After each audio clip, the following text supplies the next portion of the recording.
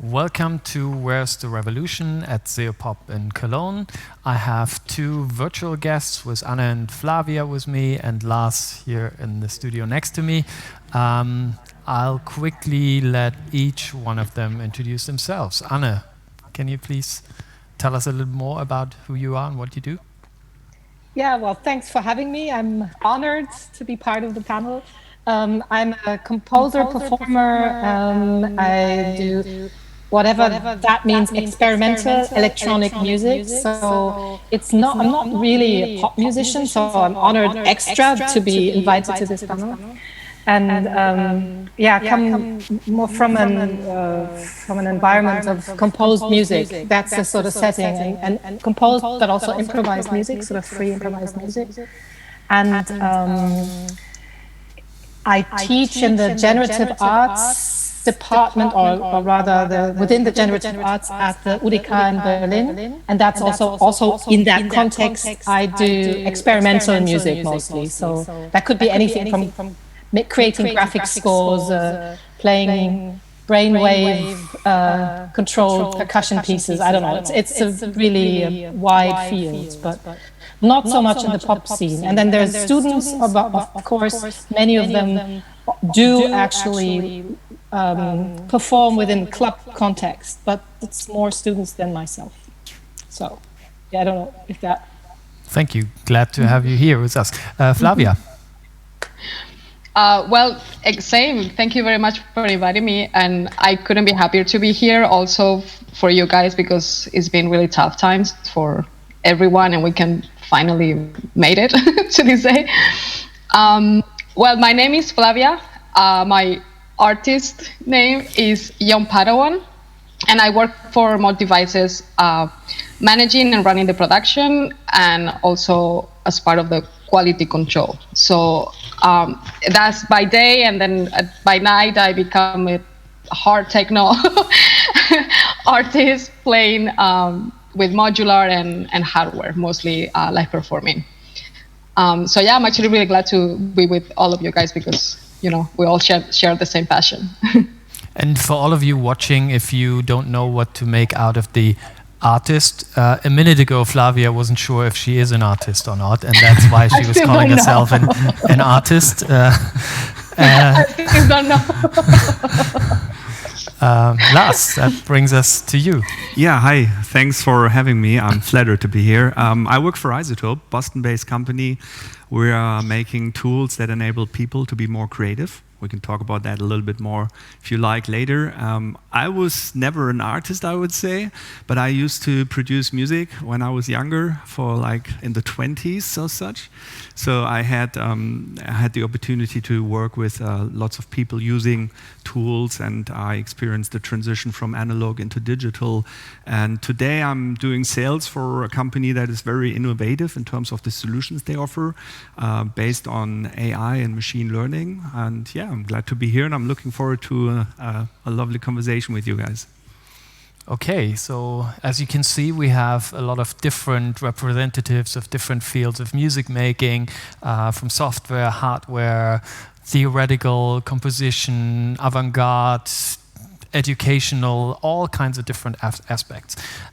This panel came together when I was thinking about the history of music genres in the past couple of decades, where you had punk rock defined by a generation of people saying like, look, this guitar virtuoso thing of playing like 5-minute solos isn't really my thing. I can play one chord or two chords, and that's the big new revolution. Or then you had a generation taking synthesizers and saying, what, fuck a chord, that's 3 fingers. I can play something with just 1 finger and make music out of that. And then sampling became affordable, and you had the generation of Roland tools that created entire genres in dance music and all of that. And there was always new equipment that was sparking new music genres. The last one I kind of remember is when Native Instruments released Massive, and it kind of sparked this whole bubbly kind of dubstep sound. And then I was thinking like, and now what? What after Massive? Like what kind of new music was inspired by new tools? There's so many tools released all the time. Like what what are the new styles of music? Where's the revolution coming from? That's where the name stems from. And I'd really love to hear a little bit more about this from all of you, from your different kind of fields. I think, Anna, when we're talking about the stuff that you do, when it's a lot about composition and the theory of music making, maybe it's a little less dependent on a specific tool, because it could be done in multiple ways on multiple tools. How do you feel about this dependency of equipment and new sorts of music that are created with it? Well, what I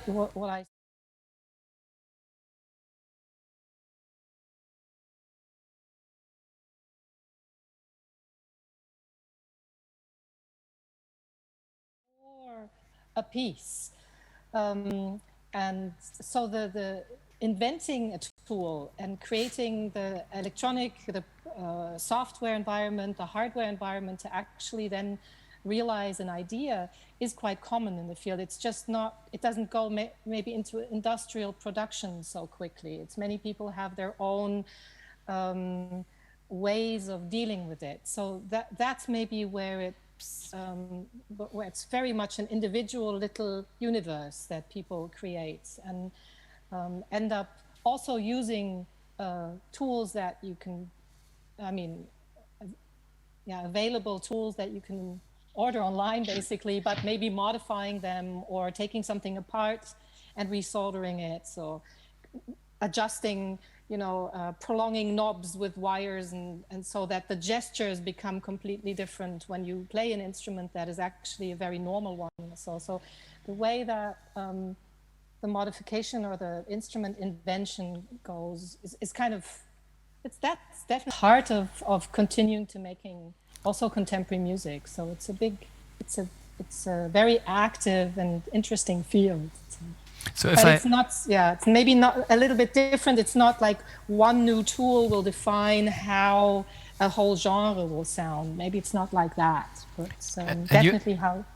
And you're almost reversing it. You're saying there is an idea about doing music first, and then I create the tool to make that kind of music with. Yeah, I guess it's maybe, it always goes both ways. So I guess the two inform each other. You have an instrument that it doesn't have a joystick, so you have to use a fader or knob or something. You have to do whatever you have in mind but it goes both ways. On the other hand, if you actually invent something, then you just figure out, okay, I really need a joystick, so what do I do now? And then you invent that little interface to interject in your system or so. So I think, it's both ways, really. And you, Flavia, is hardware dead?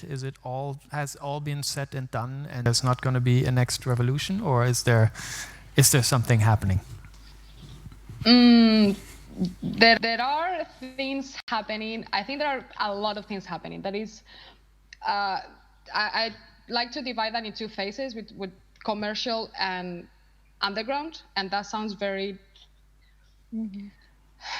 It's very divided, but at the same time, I think one feed the other, because on the commercial side, I can perceive that we're going back to the digital. The bubble is going down, and now we're getting into with the remake of the wave state from Korg and other digital synthesizers that are just coming up right now, and the 80s sound that you can hear almost everywhere, that is with the drums and especially with the synth. I believe that we're going a bit back to where 80s and 90s in terms of sound, with a bit of, like, the technology has advanced a little bit more, because it's like remaking what it was done before, but with the actual technology we have. And on the underground side of it, more like independent manufacturers and nerds like me, for example, it's more a bit of a mix, like Anne was saying. It's a bit more of what do I need, and if I can find it, I get it, or I build it myself, like I did with half of my gear, and I modify it because I want my own sound. And at the end, my question is, I think there is a revolution, but it is more difficult to get there because almost all of us have the same gear. So the question here, and that I was also talking to some friends, like, how can I have my own sound and get, to that point if I have the same gear that you have? So somehow there is something on the chain needs to be different. And that's where the workflow and like little inventions, like, for example, I have my drum machine is an electron rhythm, like almost everyone has. But somehow I made it to connect it to the modular in a very different way that it doesn't sound like a normal drum machine type one per se. So I think there is revolution, but right now what we can find in terms of music and in the market is we're really looking back a lot at what we had, like especially with modular, with Search and Booklet, the revival of all of these sounds when most of us never heard of them, never had access to them. And that's why I think that's coming. And I think it's going to be a new things happening in terms of musical inventions and genres, mostly because of the situation we're also living right now. That's going to push us in terms of creativity to come up with something different. Yeah, there's a lot of things I would love to dig deeper in, but at first I want to quickly talk to Lars. When music software started, it was basically all trying to digitally replicate pieces of hardware. That was kind of like the purpose of software at the beginning, make it all total recall and always available. I think then we reached a point where software was getting away from replicating things that had been done and becoming more and more innovative and looking for new ways. And I think, the company that you work for is exemplary for working with AI and machine learning. So is that a deliberate focus of the company to say like, hey, we don't look into the past, we look into the future, or like? Yeah, definitely. The funny thing about iZotope is there's some sort of an unwritten law. We're not releasing a product that already exists in the market. So you were just mentioning something very interesting, and I think we all remember when the first 1176 emulation came out. I don't know how many there are today, but probably 100 or even more. So there's really no need to bring another emulation to the market of an 1176, to make it very simple. But before I dive into the answer of your question, I would like to tap on what our previous speakers said. And to answer your question, where's the revolution? I don't see it, to be honest. And I made a mistake recently. I chose a Spotify playlist.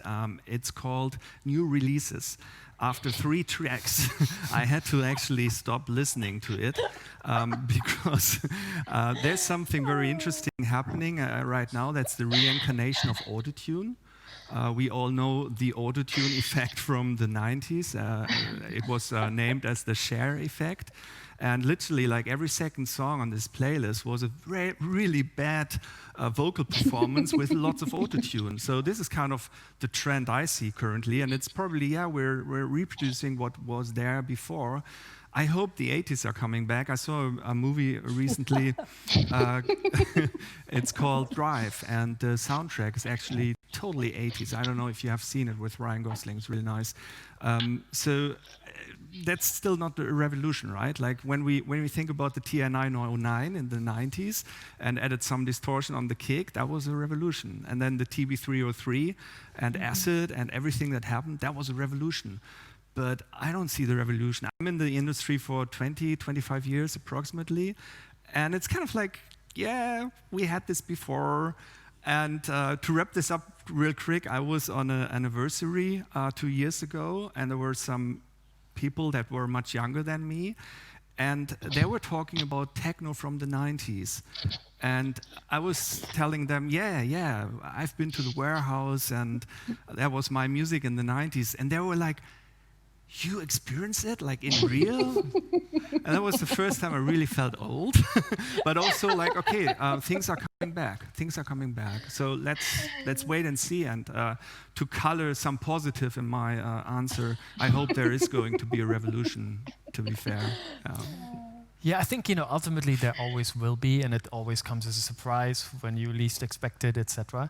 But you're right, and specifically when we're talking about electronic music, and I think all of us are in the field of electronic music, more or less, which has been the most innovator for all kinds of music in the past, at least 30 years.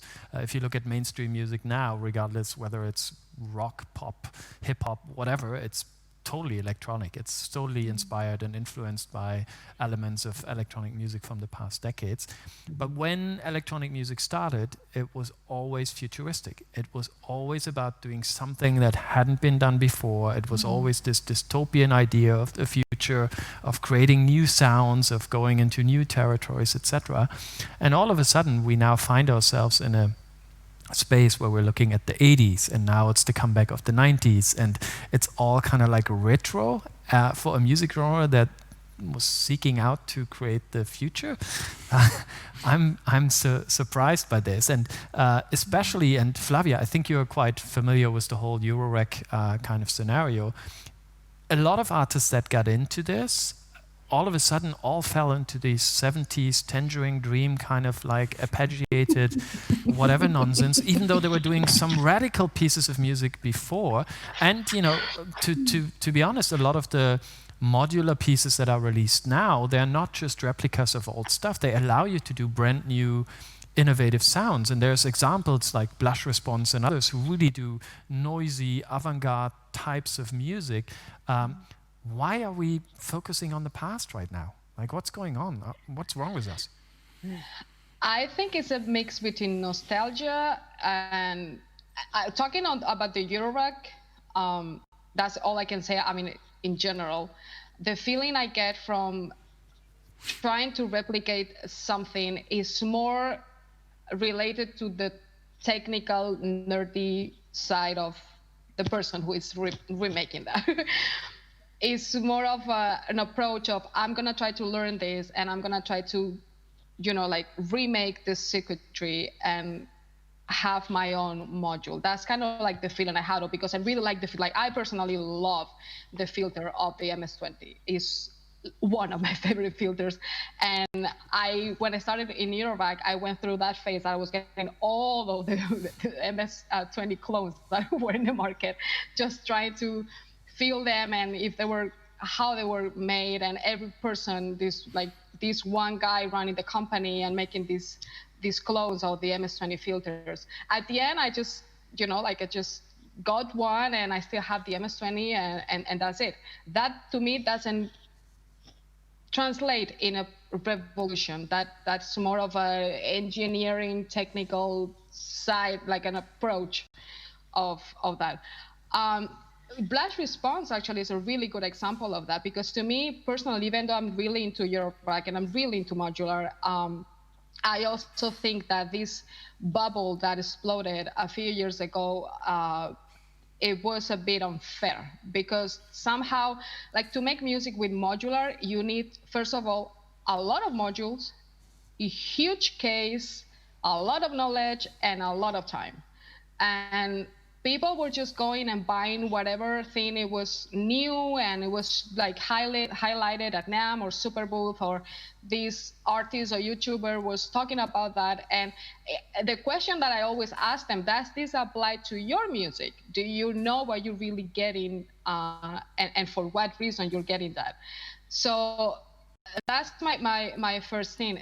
And then there's also like people like Mutable Instruments that she just made it open source. She did whatever she liked, and many other people, and almost I would say that half of the industry doesn't play their modules as she would like to. But people like Joey, Blush Response is a perfect example of how to make music with whatever gear he gets, because he's really into everything. And he makes this awesome music. At the same time, he's a sound designer, and he can do absolutely anything with a piece of gear that he found in the trash, with a like super expensive synthesizer that he just got, for example. And it doesn't sound empty. It sounds the composition is something that I like, even though it is techno. I also play techno, but I have to admit that the modular techno that I heard many times when going out or just online, it sounded empty. There was something missing there. And I don't find that revolutionary at all. I find that more like that our side of the industry got a bit more techy and nerdy in that side. But in terms of music music, that's what I mentioned, the synths like the wave state, for example. Many tracks and records were made with the original synthesizer. And right now I hear, like, if we talk about commercial music between trap and others, that is artists that, one example is The Weeknd, for example, like his last album is super disco and 80s, but he works with artists, like producers that are techno producers that play techno music and festivals like really hard, and then suddenly you see the credits of this guy who was, you know, like producing this album for The Weeknd. So I think that's kind of like,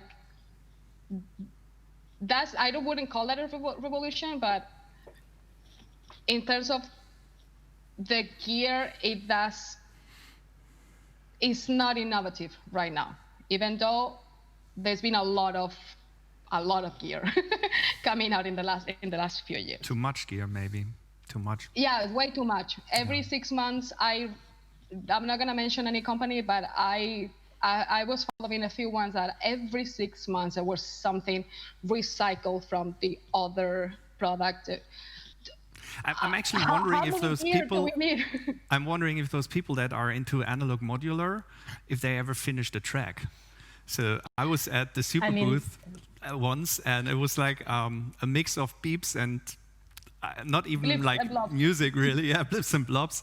But you don't really need any kind of like composition skills, or you don't even have to be a musician. That doesn't mean you cannot come up with something great and creative, and something that is really like taking you somewhere on a journey. But I just doubt that people are really finishing tracks on an analog module after patching those modules, and then you get lost. And I don't know. I mean, just remember, we're still making pop music out of 12 notes, right? Like for so long, and still there's so many great compositions coming out. Unfortunately, from everything that the Beatles have written, we only took C, G, and F for today's pop music.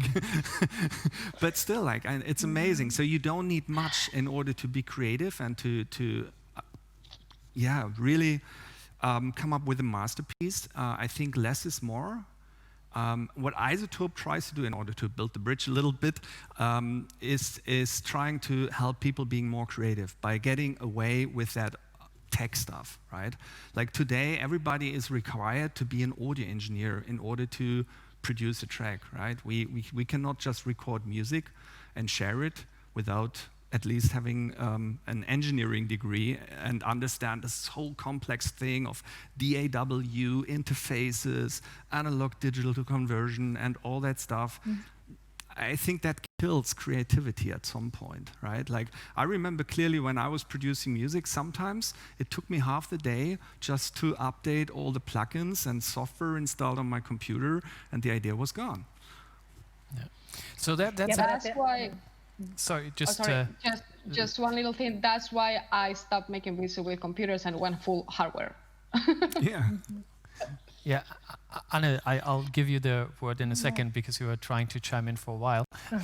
This is a pretty bleak picture here of like, hey, everything has been said and done. There's no revolution, so we could end the panel right here. But luckily, we have Anne here, and you're teaching students, and you know, obviously, the message can't be like, hey, go home, become a baker because everything has been said and done. So, what is the way forward? How do I find my own sound? Should I not worry about stuff that has happened in the past? Should I just do what I feel? Like what are you teaching your students? Well, what I don't know. I don't teach this my students, but I found something recent. I went to after a visit to Moscow, I played a gig in Moscow, and then I came back, and for some reason, probably I was in some mailing list, I got reclame. I got advertisement for software, for music software, Russian music software, where you could basically have this machine on your computer that would generate the music you want to listen to. And I was so shocked. I thought, wow, I mean, anything. You could put musical style and stuff. I was so shocked that I deleted. Later, I really regretted it, but I deleted this advertisement. But it's basically a Muzak machine that lets you tell your system what you want to listen to, and then it just generates that. And I find that extremely funny, and I would love to have such a machine that I can tell, okay, now I want to listen to something like Mozart, but then I want to listen to something like Miles Davis, whatever. I mean, I can just have this machine, and it sort of generates that.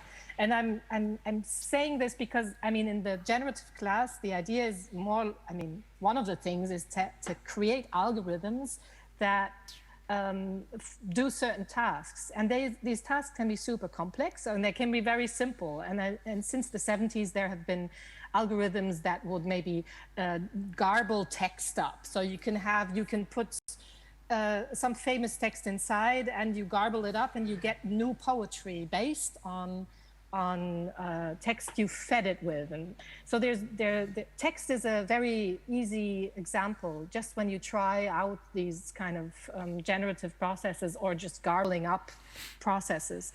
And so I'm thinking maybe the revolution is in that people they don't compose final products, but they compose or create these situations that an audience enters. So you become, as a listener, you become the musician because you set certain parameters to fit your current mood, and then that machine or the piece of software, whatever, just does that for you. I mean, maybe I'm guessing, like, as soon as you play with a modular synth or with an analog synth, that happens all the time. You kind of play around, and then, oh, this is nice, and then you just sit back and listen. And David Tudor was a fantastic example. He would come and sit down with like some boxes, some of his boxes, and even when you look at the boxes, you don't know what is input and output. So, and he'd sit there in front of, like, I'm sort of with his, turn a few knobs, and then lean back and listen. And then occasionally his arm would go forward, turn a knob just to twitch, and then he would lean back and listen more. So he's kind of the grandfather of all of us doing this. He used to create these boxes for pieces with cage, and I think that maybe the general listener could turn into that person who occasionally thinks, oh, now I've really had enough. I turn a knob a little bit, and then your machine goes a different direction. Maybe not you can have other modular scales in there. You can have Indian scales. It doesn't all have to be the Western scales. You can really feed that with all kinds of information. So I don't know. I'm just kidding around, but maybe this is a way that it's not limited to the musicians on stage, but it enters the living rooms, and you can just do that. Yeah, this theory of the new future where there is not a finished piece of music anymore, and it's obviously not finished by an artist. It's actually highly customized and tailored to each individual listener, and very adaptable. Is one of the theories I heard a few times. As an artist, I find it very difficult to imagine the types of artists who would be okay with that, because obviously you kind of somewhat define the rules of it. You kind of get it half started, and then it gets alive on its own. But most musicians that I know would like to have, still are like control freaks, and more or less. And the idea of having something that you started ending up in a totally different context, just mood-wise, just imagine, you're on you're like a post-rock band, and you're all melancholic, etc., and someone decides, I want a happy reggae version of it, and your tune ends up being a top 40 summer hit. It's an interesting concept, but I wonder if artists will appreciate that. Yeah, it would also be terrible if it puts artists out of work. I mean, it shouldn't be that kind of thing where suddenly nobody is necessary anymore. That would be horrible.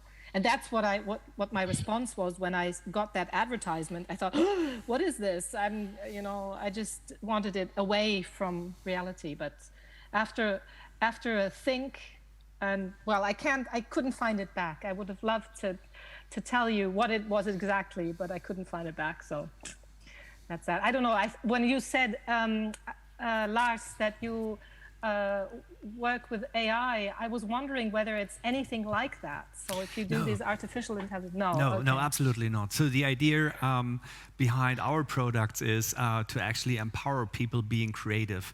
So that part is not what we are trying to take away from people. What we're trying to offer instead is you don't know how to EQ a guitar, but you want to record a guitar and make it sound nice. And especially when it comes to a guitar, there's like so much stuff going on. Like you have squeaks, you have resonances. Every person that ever mics up a guitar knows that it's quite sophisticated. So what if you can just record a guitar and it sounds nice, and you don't have to worry about that? This is our mission. This is the iZotope mission. And then maybe enabling people to collaborate with each other. We have a hardware, by the way, it's called Spire, where we can actually bring people in the same room without being in the same room. Very easy. So I can, let's say, record something, share it with you in Amsterdam, I guess. You're in Amsterdam, right? In The Hague. Okay. And you can just download it on your cell phone and then take it from there, and we can create something which maybe wasn't the idea in the beginning, but as you can see, it's not about like taking away the creativity part or the creative part. It's about like making it sound nice, because people at iZotope they're all audio engineers and computer science experts, and there are so many people out there that just started to record or play an instrument, and they want to share their music too, right? Like, think about Instagram. We're sharing like everything in our life, and we just add a filter and it looks nice. There's nothing like that for audio. Sharing, let's say I have a kid and is playing the flute and I want to share it. There's no way to do that unless I'm a daddy that is in audio engineering, that knows how to deal with Pro Tools and how to mic a flute. Just think about, and this is a bit of like the future vision of iZotope, think about this would be possible. Like we're trying to create tools that are taking this whole burden away from like, oh, I want to add some reverb. What is actually reverb, and what type of reverb is the best for a voice or for a drum set, and all these kind of questions. Today, like, people are making music with their computers, and this, to come back to my Spotify's playlist, this is what we end up with, right? Like, I'm not a big fan, but that's personal. Music is a matter of taste, so, and success is probably the reason for this, being on Spotify. But I would like to see if everybody can create music as an artist that gets thousands of dollars by a record company, for a producer, for a studio. What then? Maybe then starts a revolution, because people are getting a stage to be creative and share their output with the rest of the world. I mean, that would mean that the revolution is part of sort of decommercializing the whole system. So there's no great big record companies anymore. It's all less capitalistic. Or so. Yeah, I mean, we're probably going into another direction now, but it is exactly. I think I understand your point. It is a bit guided by the big record companies, right? Like what we are actually listening to on the television. What is the feature song for that advertisement or so? Those decisions are not made because of creativity, aren't they? It's because of other things, and this is maybe something we want to change in order to enable revolution to happen. But I think what you're describing is pretty much 20 years ago. Because I would argue and say, at least in the last 10 years, probably longer, we have that revolution already. Everybody can do music. It's super cheap. At the beginning, it was all cracked software. As most of us know, you had access to anything you wanted to illegally. Then the software became so cheap and so complex and so loaded that everybody could afford it. I remember when Reason came out and like all these other types of software, which really allowed you to do everything in one pack. Now every single DAW comes with a ton of tools to create music, etc. So I think, the barrier to do music is gone. The barrier to release music in any way or form is gone. Has that led to more interesting music? Not really, no? Maybe not.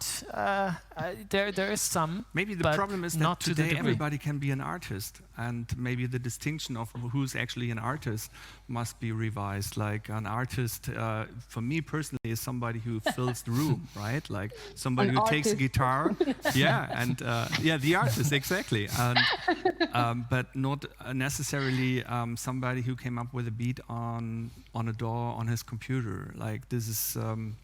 I don't know. There's maybe some distinction required for us about who's really an artist. Like, Yeah, no, I like, again, there's different points of view. I like the fact that everybody can do it because, again, that's the most important step forward to allowing a new generation, the next generation to come up with ideas. I'm not forced to listen to it. Like, I mean, just because there's 50 million tracks released on, and I'm just making this up, on Spotify this week doesn't mean that I have to listen to them. I can still make my own choices. But at the same time, I really love the aspect that music has been accessible to everyone. When I started doing music in the late 80s, it was way more expensive when, it was the time when the first samplers became affordable, but still, I think an Emax 2 from Emu System still costs like 5,000, 6,000 or something like that. It was still super expensive. It took you years in order to make it sound right and to learn how to apply effects and mixes and all of that. The fact that you can accomplish that today in a week by getting the right tools to get a decent sound done is pretty awesome. yeah, you actually had like 3 sounds loaded on this sampler, right? Because of the limited hardware. 2 MB was a luxury. Yeah. But then again, maybe that limitation helped. But I think, historically speaking, most of the new revolutions of sounds have never happened in an isolated space, right? They've always reflected what had happened before. They've always been taking influences and elements of the past and then kind of combined them in a new way. And we've been lucky that a lot of the technology tools had been used. So there was the whole analog phase in the 80s, there was sampling. Then, Flavia, you mentioned the digital phase of like the wave station. I had one of those, and I was also one of the first people to buy the wave state when it came out of nostalgia. It's amazing. It's amazing. And then, the software came about because everybody was used to digital, but we're kind of done with the sound of digital. So then we got into software, which kept the digital, but was trying to emulate the analog.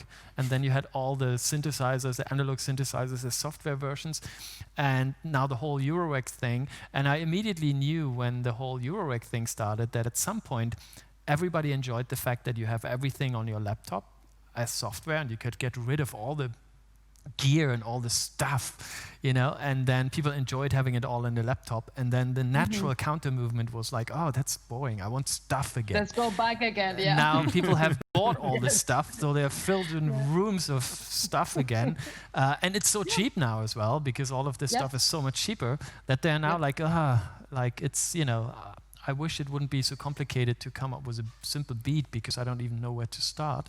So maybe the next revolution again is going to be the all-in-one kind of solution. And Flavia, you work for a company that kind of does that with mod devices. Does that, yeah. Yeah.